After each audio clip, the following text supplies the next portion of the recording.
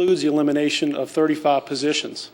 Now, in addition to our planned budget cuts that go through the budget season, we've also had mid-year budget cuts from the state totaling $220,000 over the past 2 budget cycles. Now, what this means is once the state approves its budget and we begin the year with a budget, which we have this year, the budget we begin with from the state does not end up being the budget that we end up with because of these mid-year cuts, which often makes it difficult as we have contracts and services already in place.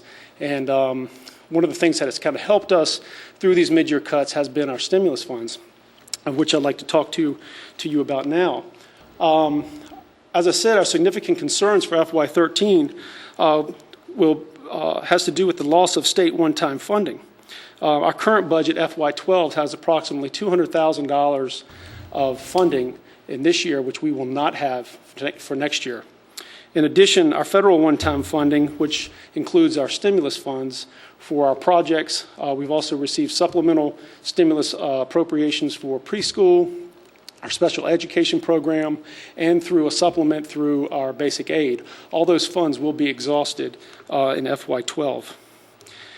The state begins its re-benchmarking process this year. This is a process that occurs every 2 years as part of the biennium budget process.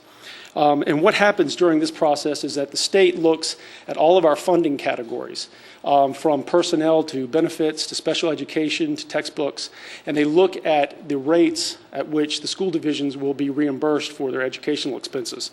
And given the recent history we've seen, we don't expect that this will have a positive impact on our budget. In addition, this is also the year that the local composite index will be adjusted. This won't affect us in FY12, but it will affect us for the next biennium, 13 and 14. If you recall, during the last change, and this was in FY9, our composite index went from 31.9% to 35.2%, which resulted in a loss of about $500,000 in state funding. And typically what happens is, as the composite index rate increases, the state funds will be reduced, and more of that responsibility then falls upon the locality. We also have a continued issues with decreased enrollment, which is a significant budget factor for all school divisions. And then we have the Virginia retirement system, which I believe will be the very hot topic in the upcoming General Assembly session. We've heard a lot about Virginia retirement system over the past few years. And the problem that we have here is there's a significant liability to the tune of about $17 billion. And I believe what we'll see is that school divisions will now will see increases in the contribution rates that it's required to pay on behalf of its employees to make up for this liability. And then there's the national economic concerns. At this point, we don't know where the economy is heading. As we presented to you in the spring, we did see a loss in our state funds in several of our federal grants. We're not sure where that's going to take us into next year, but certainly if the national economy doesn't improve, that could continue into future years. So as we move forward, we will continue to monitor the state economy and national economy. We'll discuss school facility issues that may have a significant impact on our budget and also the capital improvement plan. And then through the fall, this will take us up to the budget, the governor's budget, which will be released in December, and which will address his FY13 priorities, but also any proposed changes to our FY12 budget. As I mentioned in that first slide where we've seen mid-year budget cuts, that's always a possibility again. And that's my presentation. Any questions? I have a question. Do you have any feel for what the local composite index will do? Surely it can't go up again. Well, what we've heard so far is that we don't expect it to reverse itself the way it increased in FY9. Certainly, it could stay the same, but what we're hearing is that the economy, the recession hit Northern Virginia at a much early time than it hit the rest of the Commonwealth. So this data that will be used to set our local composite index for the next biennium is based on 2009 data, where Northern Virginia was suffering significantly ahead of the rest of the Commonwealth. So what we're hearing right now is that we're not going to see, really expecting the rate to decrease back to where we saw it at 31.9%, but it may stay or possibly increase. Yeah, I think that, I know, housing values have dropped in our area, and what I would anticipate is 2 years from now, we may be in the better position where we would see that composite index go down, but because the data is 2 years old, and 2 years ago, you have to consider where the entire state was, there's a very good chance that we could see that composite index go up. Our best hope might be that it remains the same. There's a very good chance it will not decrease. So that's why we're very concerned about budget, because that is, as Mr. Bowen mentioned, that was $500,000 for us last time when it went up. So, Mr. Bowen, you mentioned the state's reimbursement for our expenditures for textbooks, things of that nature. Yes. Is there a percentage involved there with what they reimburse us with? This is a very complicated process. It's a formula-driven process. It'd be very difficult to explain at the level that I probably could explain it to you this evening. But really, when they look at everything, there's four major categories of funding. There's the basic aid, there's categorical, there's incentive, and there's lottery. And they look at each one of the subcategories in those four major categories. Certainly, the SOQ basic aid is the significant part of that funding that we get from the state, which really goes to fund our special ed, pay for our teachers and their benefits. So they look at inflation factors. They start with the student enrollment statewide, and then they start drilling down to the local levels. But there's a lot of processes involved in determining what those numbers will be. But certainly what we've seen has been a consistent reduction, whether small or large. We've seen reductions during the rebenchmarking process during this economic situation. and part of our concern is that as they go to rebenchmark, they'll be rebenchmarking unless they choose to do it differently. On the cuts that they've made. Part of what we've said to legislators is you had to make those cuts because the economy was bad, not because education didn't need that money. So when you re-benchmark, you really ought to re-benchmark based on what we should be being funded, not on what had to be cut because of the economy. But we're not anticipating that's going to happen. They're going to re-benchmark based on those cuts that were made, which means that could create bigger issues for us in terms of additional cuts. Also, we're well aware of the fact we've talked quite a bit over the last year or two about public education, K-12 public education, not seeming to be as much of a priority in Richmond. We know that our slice of the pie got smaller than other areas. And so we're concerned, too, that because it's not as much of a priority when they go to re-benchmark, that's going to create some additional issues for us. Anyone else? Thank you. Thank you. Operations update. Mr. Pappas. Good evening, Chairman Smith, School Board, and Dr. Parrish. Operationally, we have good news. It's the end of the summer. Staff in maintenance are wrapping up a host of summer projects, some of which are visible, and many of them are infrastructure and preventive maintenance in nature and are less visible. But some of the more visible items are including numerous painting projects, construction of a wall to break a large space into two spaces, fencing at the stadium, some bleacher refurbishment, and the conversion of T12s to T8s as required, as you remember, by federal law. As part of our ongoing efforts in maintenance to control energy costs, we've begun to utilize a module within our preventive maintenance software, and this enables us to better analyze our energy consumption and to much more quickly identify any anomalies that happen in either billing or consumption. I think those are pretty exciting for me.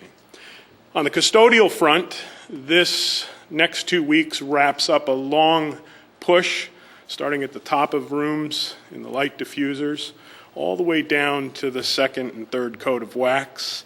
And it's a great time because the schools sparkle, and the parents will be coming back, and the students will be coming back, and we're very excited about that. In food service, the Department of Education has finally approved our contract for the coming year, and just in the nick of time. In the transportation area, next week we'll be doing one of our in-services, and that in-service involves all drivers and all aides. We concentrate on safety, safety awareness throughout that entire in-service for our students. Bus routes will be posted next Tuesday, both on the web and available at open house. And two of our transportation staff, two additional transportation members, became trainers.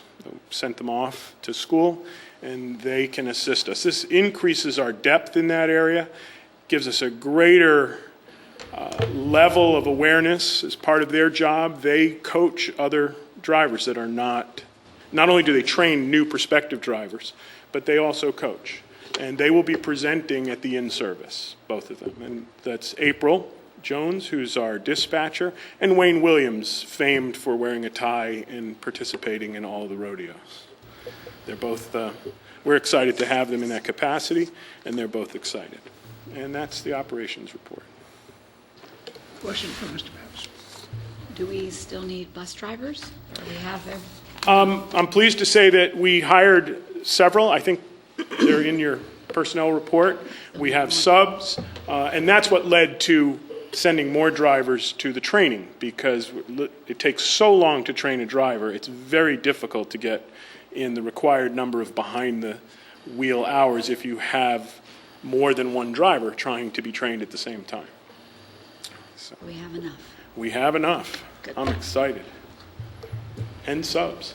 But if you want, Good. we'll train you too. Sure. We'll do it. Nighttime shift. Did I hear you say preventative maintenance software? Yes, sir. Okay. Yeah.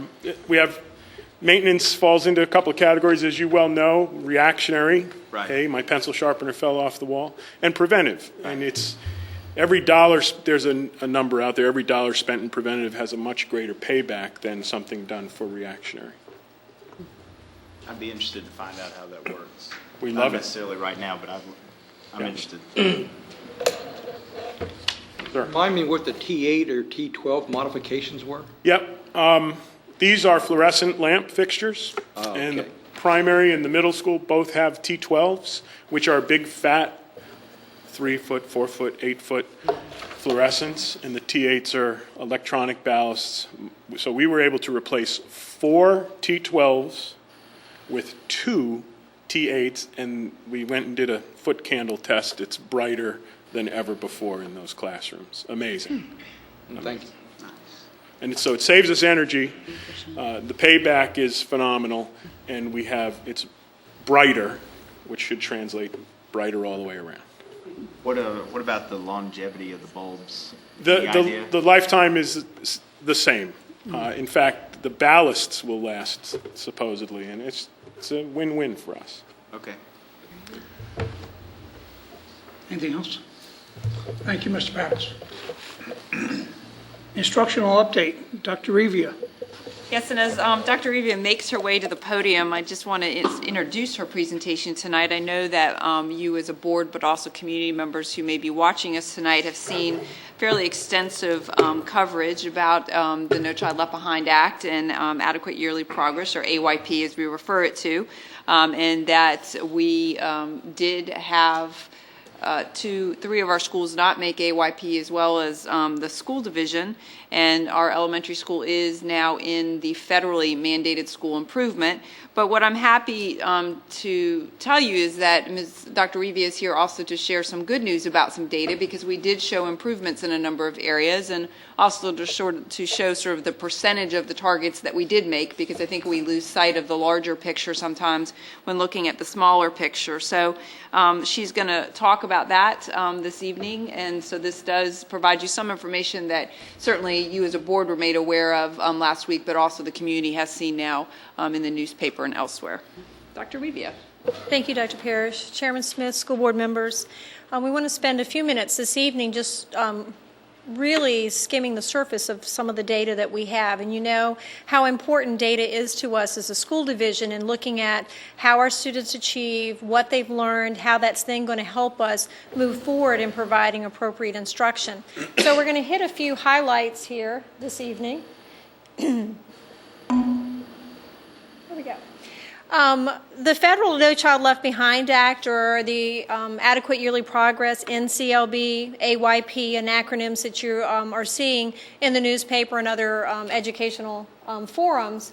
Just to bring you up to date, we are still on track that by 2013, 2014 to have 100% of our students passing 100% of the test 100% of the time, and that the No Child Left Behind Act requires us to report out to our community and all of our stakeholders how our students are doing in specific areas. So the federal mandate is in reading and math, as well as another academic indicator, which for us is attendance. We are given the latitude to select, and then at the high school it's also graduation rate.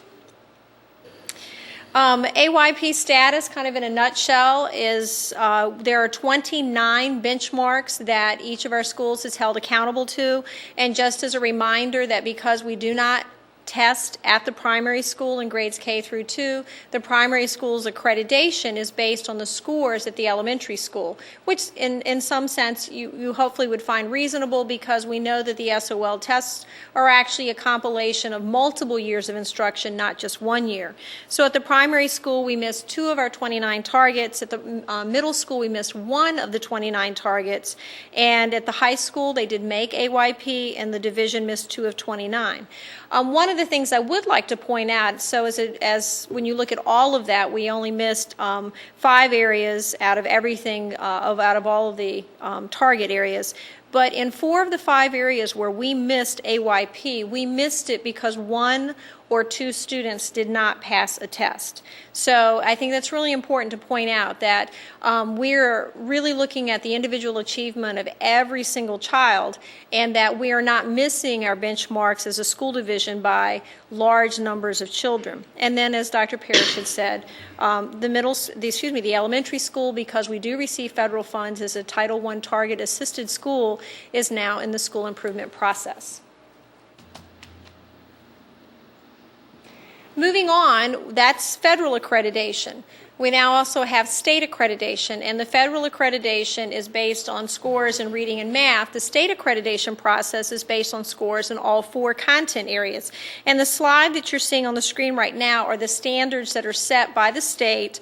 You can see grades 3, grades 4 and 5 are kind of split into 2 different categories, and then grades 6 through 12 have benchmark scores that the pass rate for all of our students are expected to meet. I would point out that what's new this year is the graduate completer index at the bottom of the slide. The state of Virginia put together a formula to piggyback on Mr. Bowen.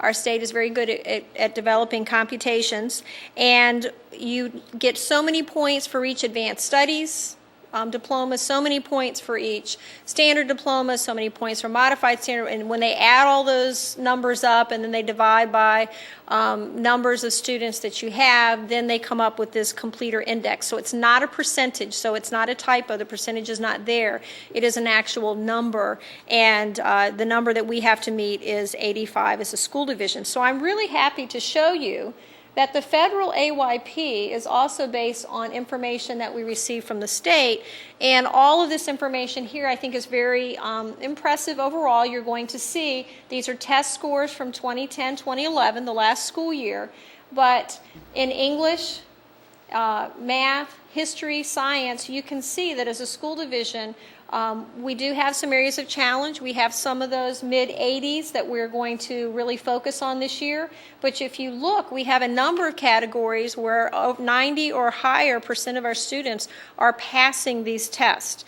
So while we we do have some areas of challenge. Overall, we are doing very well as a school division, and I think sometimes, as Dr. Parrish said, we lose sight of the fact that we are really meeting the needs of our students across the board. However, we need to always continue to strive to meet the needs of individual students, which I think you will see in later data presentations, some of the things that we're going to do. Notice that graduate completer index, the bar had to be 85 and our bar was 96. So not only are our students doing well academically as far as on individual tests, our students are doing very well in achieving diploma status and continuing their education as they leave our school division. So in summary, where are we going as a division? All of our schools have met state accreditation, and that's something for all of us to be very proud of and something that we appreciate. Every classroom teacher appreciates the support that you as a school board are giving to them and to us, and making sure that in these difficult times they are being provided the resources that they need to meet the needs of each student. Additionally, we met 95% of the AYP targets. Granted, we missed 5 targets, but we met 95% of them, and I think that's an important number to keep in mind. Our pass rates overall as a division, in English, we had 94% of our students pass English. We had 90% of our students pass math. And then finally, again, I cannot emphasize the fact that we will use this data to review our instructional practices. We will use this data to incorporate additional instructional strategies to meet the needs of those students who continue to struggle. But I think you can see overall that our students have been successful and that our teachers are doing a good job in instructing our students.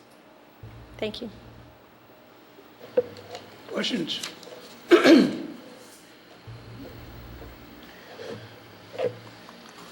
Well, if I could just follow up, I did want to highlight the fact that, while we haven't seen much good news out there in the public in the last week or so, but there really is some good news when you start to look at our data. Also, Dr. Revia in the work session is going to go into more detail with you about the data, so you'll have a more extensive data presentation at that point. And part of what she'll talk about there, too, are the strategies that we'll have to address those needs of struggling students. I do want to just remind you about sort of the national state of the No Child Left Behind Act. It is due to be reauthorized and has for years. I am not optimistic that it will be reauthorized anytime soon because I believe Congress is focused on some other areas of importance to the nation.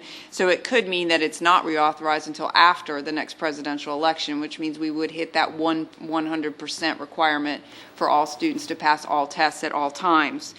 We are now waiting to get more information. There has been some indication from Washington that states may be granted some waivers in some areas of the No Child Left Behind Act, and we know that our state may be interested in pursuing this, but we just don't have a lot of information about that at this time, and certainly as we get that information, we'll provide it to you and to the community as a whole.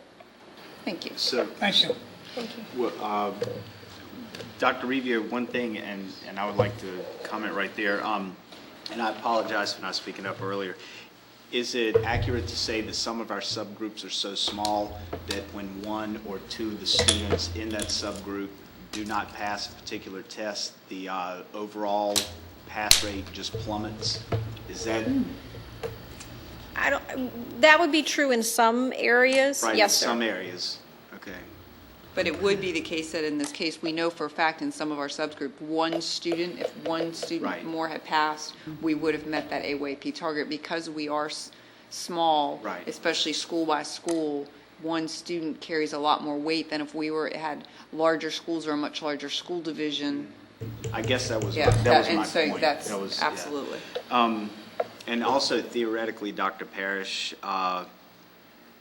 eventually, if the No Child Left Behind thing continues, at some point in time, all schools will be penalized for not being 100% perfect 100% of the time. Is that correct? Yes. Okay. If it holds in place, it means if you don't reach the 100%, all schools will face sanctions, especially those receiving federal funds. Because keep in mind now that as a result of this, we will now be told how to spend some of those federal dollars that we have because of the fact that we have a school in school improvement right now. And also, the higher you are to that, the higher you already are to that 100% mark, means there's much less room for improvement, and you take your hit a lot sooner. Is that correct? Yes, correct. Okay. And part of the one way that you can make AYP is you reduce your failure rate by 10%. It's a little easier to do that if you're a little bit lower. As you move up, that becomes a greater challenge for us. Okay. I just think it's important to for the public to understand that the reason we did not meet that is because we were already being so successful. Our room for improvement is already close to the 100% mark, and I mean, is that, are you following me? Yeah, I think that, I mean, we didn't meet the target, so, which were 85 and 86, and depending on the math or reading. So, I mean, in some places, yeah, we were with one student away from making that 85% within a subgroup. And as you said, it does become more challenging as that bar rises, and certainly when we get to the 100% bar, it's going to be very challenging. You know, I do want to say, and I know that Dr. Rivia said this a couple times in her presentation, we really do want every single one of our students to be successful, and we're really working with each student individually to get them across that bar. That's what we're here to do, and we're going to continue to strive to do that. But what I wanted the community to understand is that overall, you know, we're doing well when you look at that data. We've got to catch that 1, 2, 3, 4 students and get them over that bar, and we'll continue to work to do that. Thank you. Okay, Gary, will you take us through the consent agenda? Sure. The consent agenda. Item A, approval of the financial reports enclosed. Item B, personnel action enclosed. Item C, authorization to dispose of surplus property enclosed. Item D, authorization to transfer appropriations and expenses between categories, file enclosed. Item E, authorization to accept and expend funds from the Flex Spending Benefits Plan enclosed. Item F, authorization to accept and expend Title I and Title IID additional funds provided by VDOE enclosed. Item G, authorization to accept and expend in the 2011-2012 school year carryover funds from 2010 to 2011 for grants and preschool enclosed. Item H, authorization to accept and expend in the 2011-2012 school year funds received from Medicaid and project graduation enclosed. And I make a motion that we approve the consent agenda. Is there a second? Second. Any discussion? I have a question on I think I noticed in the surplus property that we are selling one of the trailers at the middle school. Is that correct? Or that we're getting rid of one? Yeah, we will be. We no longer need the trailer at the middle school. We don't need it for classroom space because of budget reductions and teacher position cuts. We now are able to move all the teachers into the building so that trailer will no longer be needed for instructional purposes. Okay, so it's a reduction in the one of the programs where we don't need that many classrooms? Yeah, well, remember we cut teaching position. We did cut a program at the middle school. We cut family and consumer sciences at the middle school. That program no longer exists. So that classroom was in the building. So we are now able to use that classroom in the building for classes that we were before having to teach in the trailer. But in addition to cutting that program, that was one teacher position, we did cut another teacher position out of that. We ended up, one of the 5.5 teaching positions that we cut actually also came out of the middle school. So there was another classroom to offset the other side of that trailer. So as we make teacher position cuts, we're freeing up actually more classrooms, and that's why the trailer will be able to leave. Thank you.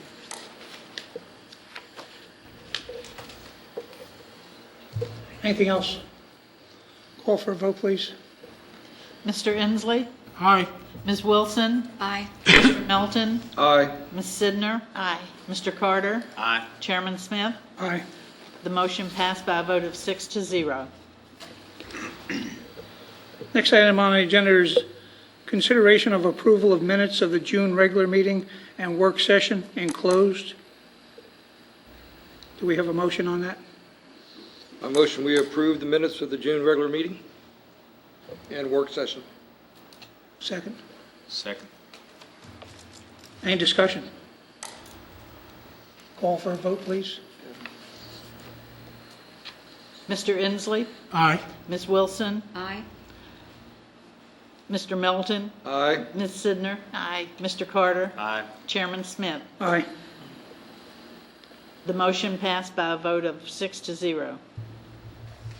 We have consideration of approval of minutes of the July special organization meeting enclosed. I'll make the motion that we approve the minutes of the July special organizational meeting. Is there a second? Second. Any discussion? Call for a vote, please. Mr. Inslee? Abstain. Ms. Wilson? Aye. Mr. Melton? Aye. Ms. Sidner? Aye. Mr. Carter? Aye. Chairman Smith? Aye. The motion passed by a vote of 5 to 1 abstain. Next item we have is consideration of second reading of policy revisions. Reading file enclosed. Yes, we brought forward the policy changes to you back at your June meeting as a first reading. Remember, we've got a set of policy changes that are related to the new laws that the General Assembly passed that our school board attorney has vetted for us. And then additionally, we did do a revision of Section 5 in personnel just to clean it up and get it, one, aligned with our current practices and ensure the language was actually aligned with the organizational structure that exists today. So you've had those as a first reading since June. This is your second reading, and at this point, I would recommend approval of school board policy changes in second reading. We have a motion. I'll move the second reading of the policy revisions. A second. Second. Any discussion? Call for a vote, please. Mr. Inslee? Aye. Ms. Wilson? Aye. Mr. Melton? Aye. Ms. Sidner? Aye. Mr. Carter? Aye. Chairman Smith? Aye. The motion passed by a vote of 6-0. Anybody here to speak in the public comment section? No, sir, there's not. Then we'll go down to communications. Dr. Parrish. Well, I have to say that we are excited because school is about to begin. We've got all of our teachers. Our new teachers start with us on Monday, and then our veteran teachers will all return on Wednesday. But I have to say, being in and out of the buildings the last couple weeks, our very dedicated teachers have been in and out of the building the last couple weeks. So some of them have started earlier than certainly they needed to. But we're excited to have them back. A reminder to the community that school does start on September 6th. So those of you that are commuting to work, we will have the buses back on the road that day. And I know sometimes it might slow down your commute to work a little bit. So I just wanted to have everybody keep that in mind as they're leaving their homes. And we're excited. We're going to be launching some new initiatives as we start this year. One will be our newly revamped website, which will launch to the community in the coming weeks, which we think will help us even better communicate with our parents and with our community members. And additionally, affiliated with that relaunch, that new website, we actually were able to implement a new telephone notification system, which will be sending information out to our parents about that. But we'll actually be able to contact our parents through our telephone notification system for things other than just emergencies, which we think will be real beneficial for our parents and other community members. So we're excited about those two new programs, and I do hope that everybody out there enjoys the remainder of the summer because it is coming to a rapid close. Thank you. Corbin? The only thing I've got is I've got a grandchild at home that's ready to go back to school, I can tell you. That's it. Just hope everything goes well the first week of school and that parents and students are reading the web page and finding out what supplies they need so they're ready to start off a year appropriately and have a successful year. That's it. I'm ready for the Friday night football games and marching band. But I'm famous for missing that, so. I've already heard the band practicing in the evenings, so I think they're getting ready. Other than that, hope everyone has a good school year. Yeah, I'd like to thank the teachers for coming back, I'm sure, with smiles on their face. And good luck to all the fall sports. I know that's practices has started, and I know in some sports next week we have first games going on, so good luck to them. Well, I love my summers. The beach, the sun, the whole 9 yards, but I have to say that it is very exciting to be out there at football practice and you hear the band and you feel the excitement in the air. So they are coming back to you, teachers, and appreciate your work, and I hope everybody had a restful summer and look forward to a good school year. And I would also like to thank Melly for all of her work over the past year. She did a great job. She was punctual, well-spoken, and I think we made a good choice. I'd like to congratulate Dr. Parrish on finishing 5th and 8th in her national horse competition down in North Carolina. So she does other things beside come to school here. I'd also like to thank everybody for last year. We had a good year. I'm really happy to see we do not have any changes in the principals and the major players in each of the schools. So we're going to have the same team back on the field, and I think we'll do as well as the high school did last year. Looking forward to a good year. Thank you. Is there anything else? If there's nothing else, this meeting's adjourned.